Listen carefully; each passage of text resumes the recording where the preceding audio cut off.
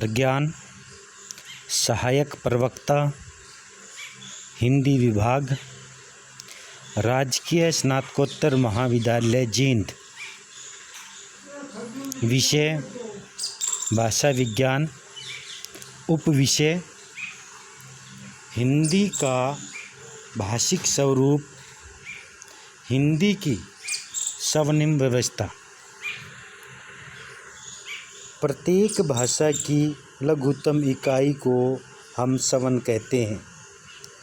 व्यवहारिक दृष्टि से यह सर्वथा उचित है, लेकिन सैद्धांतिक दृष्टि से लघुत्तम इकाई स्वन न होकर स्वनिम होती है।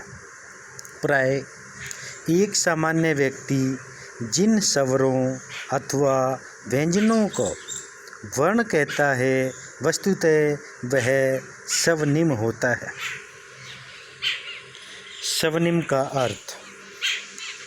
स्वनिम शब्द अंग्रेजी के फोनीम का हिंदी रूपांतर है। प्रोफेसर हेविट फोनीम शब्द के जन्मदाता हैं, जिन्होंने 1876 ईस्वी के आसपास भाषा ध्वनि के अर्थ में फोनीम शब्द का सर्वप्रथम प्रयोग किया था। उनका मानना है कि किसी भाषा या बोली में स्वनिम उच्चरित ध्वनि की सबसे छोटी इकाई है। स्वनिम के लिए ध्वनिग्राम, स्वनग्राम आदि शब्द भी प्रयुक्त होते हैं। नंबर 2, स्वनिम की परिभाषा। वैसे तो व्याकरणाचार्यों विद्वानों ने स्वनिम के बारे में अलग अलग अभिव्यक्तियाँ प्रस्तुत की हैं, फिर भी कुछ प्रमुख परिभाषाएँ निम्नलिखित हैं। ब्लूमफील्ड के अनुसार स्वनिम को परिभाषित करते हुए उन्होंने कहा है, स्वनिम वैच्छेदक ध्वनि स्वरूप की लघुत्तम इकाई है। इसी तरह भारतीय व्याकरणाचार्य विद्वान डॉक्टर देवेंद्र नाथ शर्मा ने स्वनिम को परिभाषित कहते हुए कहा है, स्वनिम उच्चरित भाषा का वह न्यूनतम अंश है जो दो ध्वनियों का अंतर प्रदर्शित करता है। इसी श्रृंखला में आगे स्वनिम का स्वरूप। जब एक वक्ता किसी एक ध्वनि या स्वन का बार बार उच्चारण करता है, तो उसके प्रत्येक बार के उच्चारण में कुछ न कुछ अंतर अवश्य देखा जा सकता है। यथा कहीं कहीं कौटिक कपट कहानी यहाँ एक पंक्ति के माध्यम से दिखाया गया है कि जिसमें जो ये प्रत्येक क ध्वनि जो बार बार उच्चारित हो रही थी, उसके उच्चारण में कुछ न कुछ भिन्नता देखने को मिलती है। अतः ये कहा जा सकता है कि ये ध्वनियाँ जो क बार बार उच्चारण हो रहा है, उसको ये जो लहजा है, सुर है, चाहे उसमें अलग अलग दृष्टिकोण हो, लेकिन ये सभी के जो है वो के स्वन का स्वसन ही कहलाएंगे। आगे इसी श्रृंखला में हिंदी की स्वनिम व्यवस्था। हिंदी की जो स्वनिम व्यवस्था है, व्याकरणाचार्यों ने इसके दो भागों में विभाजित किया है। नंबर 1 खंडीय स्वनिम और नंबर 2 खंडेतर स्वनिम। ये जो खंडीय स्वनिम है, इसमें हिंदी की वे ध्वनियाँ जिन्हें अलग अलग किया जा सकता है, उन्हें खंडीय स्वनिम कहते हैं।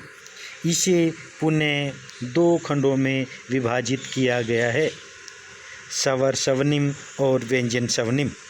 स्वर स्वनिम के बारे में अगर बात की जाए तो इनकी संख्या 10 बताई गई है, जैसे ए, आ, ई, उ, ए, आई, ओ, औ। इसी तरह व्यंजन जो स्वनिम हैं, उनमें जो सपर्श व्यंजन है 25, उनको इस प्रकार व्यक्त किया जा सकता है। क, ख, ग, घ, ञ, च, छ, ज, झ, य, ट, ठ, ड, ढ, अण, त, थ, द, ध, न, प, फ, ब, भ, म। फिर अंत्यष्ट व्यंजन य, र, ल, व। और फिर उसम संघर्षी व्यंजन है जो स और ह होते हैं। इसमें जो क्रमबद्धता है उसमें कुछ त्रुटि है जो ये लिखी गई है।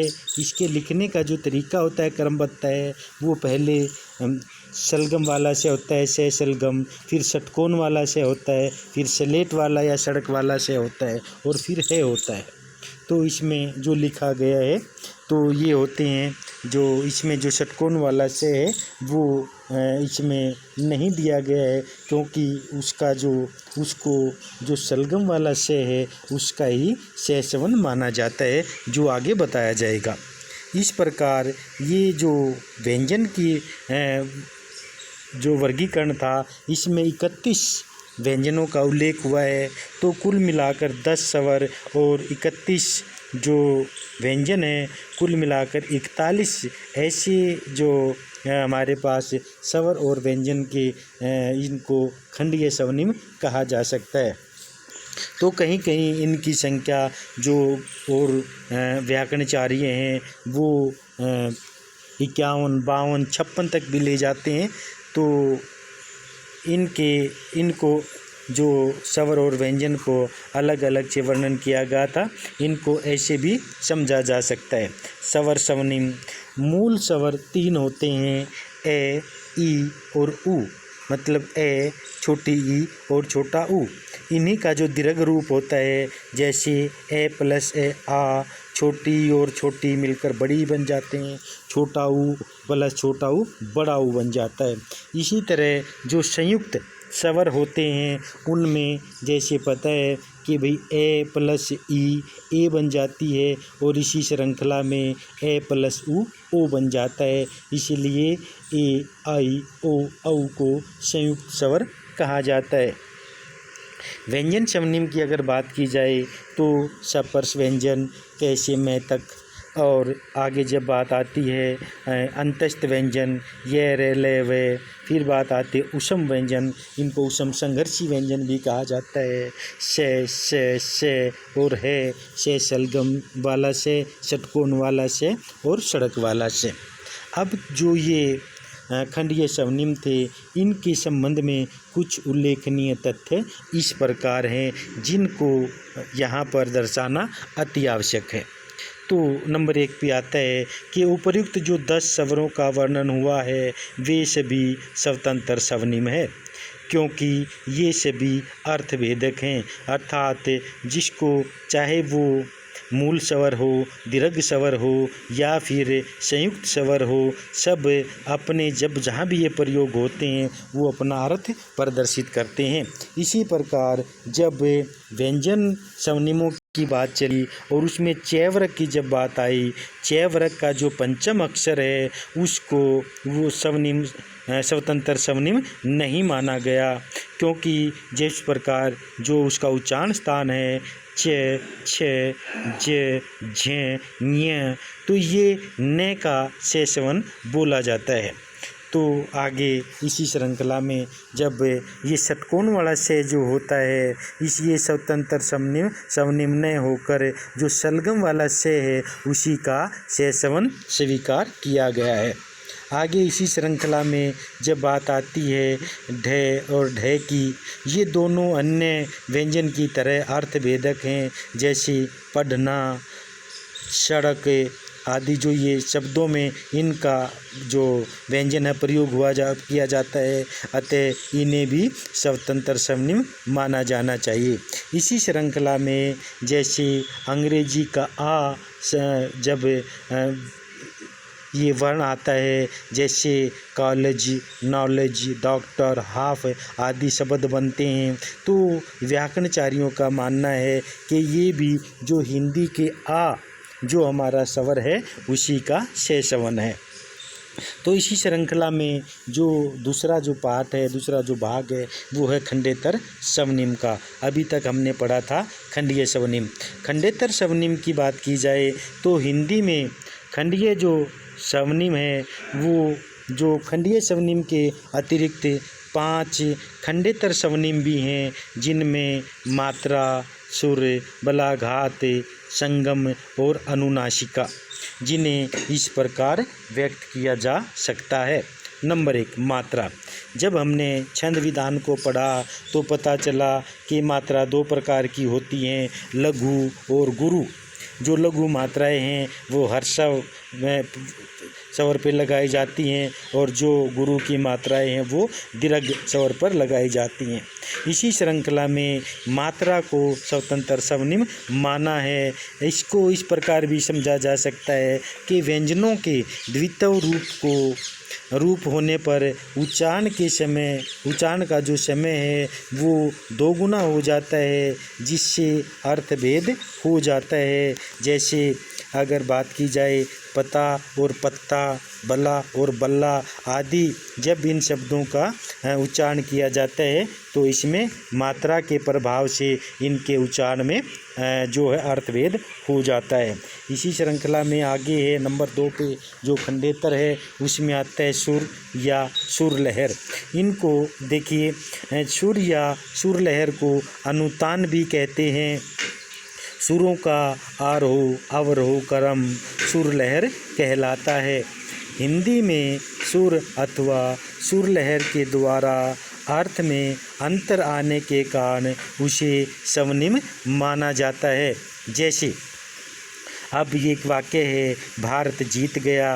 ये एक सामान्य सरल वाक्य है, क्योंकि भारत जीत गया के बाद पूर्ण विराम है, और इसी श्रृंखला में इसी वाक्य को पुनः लिखा जाए, भारत जीत गया, और इसके पीछे प्रश्नवाचक जो चिन्ह है वो लगाया जाए तो ये एक प्रश्न का बोध हो जाता है। अगर इसी वाक्य के पीछे भारत जीत गया विस्मयादि बोधक चिन्ह लगाया जाए तो ये विस्मयादि बोधक का रूप, आश्चर्य का रूप धारण कर लेता, अर्थात आश्चर्य प्रकट का जो है अर्थभेद है वो स्थापित करता है।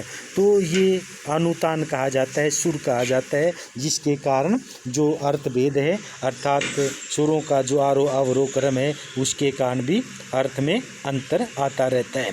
इसी श्रृंखला में आगे खंडेतर अगर स्वनिम को दर्शाया जाए तो नंबर 3 पे आता है बलाघात। बलाघात शब्दों के उच्चारण में अक्षरों पर जो बल दिया जाता है उसे बलाघात या स्वराघात कहते हैं। यह पदगत भी हो सकता है और वाक्यगत भी। बलाघात स्थायित्व होता है, इसलिए अर्थभेद हो जाता है, जिसके कारण इसको स्वतंत्र स्वनिम माना गया है। यथा एक फिर वाक्य उदाहरण के तौर पे, जैसे मोहन कॉलेज गया, ये एक सामान्य वाक्य है, यहाँ किसी भी शब्द पर बलाघात नहीं है। आगे इसी वाक्य को जब दोबारा पढ़ा जाएगा, मोहन कॉलेज गया, यहाँ मोहन पर बल दिया गया है, और इसी वाक्य को अगर फिर दोबारा पढ़ा जाए, मोहन कॉलेज गया, तो यहाँ कॉलेज पर बल दिया गया है। तो यहाँ ये प्रदर्शित हुआ कि शब्दों के उच्चारण में अक्षरों पर जो बल दिया जाता है वही बलाघात कहा जाता है, उसे ही बलाघात कहा जाता है। इसी श्रृंखला में खंडेतर में संगम अर्थात सामीप्य का भी बोध होता है। इसको इस प्रकार व्यक्त किया जा सकता है, एक शब्द के 2 ध्वनियों के बीच उच्चारण में किया जाने वाला तनिक विराम अर्थात ठहराव, रुकाव, ठहराव संगम कहलाता है। संगम को हिंदी में स्वतंत्र स्वनिम माना गया है। जैसे इस शब्दों के माध्यम से, जैसे इस शब्द को अगर एक साथ पढ़ा जाए, आजा, आजा का अर्थ है दादा। अगर इसको टुकड़ों में पढ़ा जाए, आ और जा, तो इसका अर्थ हुआ आ जाओ। इसी तरह तुम्हारे अगर शब्द का प्रयोग किया जाए, अगर इसको इकट्ठा बोला जाए तो इसका अर्थ है आपके। अगर इसको टुकड़े कर दिया जाए, तुम हारे, यहाँ हरे लिखा हुआ है, ये हारे है, इसको हारे समझना, अर्थात तुम हार गए। इसी श्रृंखला में खंडेतर की जो आखिरी भाव है वो है अनुनासिकता। अनुस्वार और जो अनुनासिकता के कारण भी अर्थ में अंतर उपस्थित हो जाता है। इसे भी हिंदी के स्वतंत्र स्वनिमों में जगह दी गई है। यथा जैसे सत्य और संत केवल अनुस्वार का अंतर है और अंचल और अचल में भी अनुस्वार का अंतर है। तो यहाँ पर दोनों के उच्चारण करने के बाद इनके अर्थ में अंतर दिखाई देता है। तो यहाँ कहा जा सकता है कि ये खंडेतर स्वनिम है। इसी प्रकार ये कहा जा सकता है कि हिंदी भाषा में स्वनिम का अपना अलग ही महत्व है, परंतु भाषा वैज्ञानिक परिनिष्ठित हिंदी में स्वनिम की संख्या 51 तक मानते हैं। वस्तुतः यह कहा जा सकता है कि स्वनिम संख्या के संबंध में विद्वानों के व्याकरणाचार्यों के मत में विभिन्न हैं।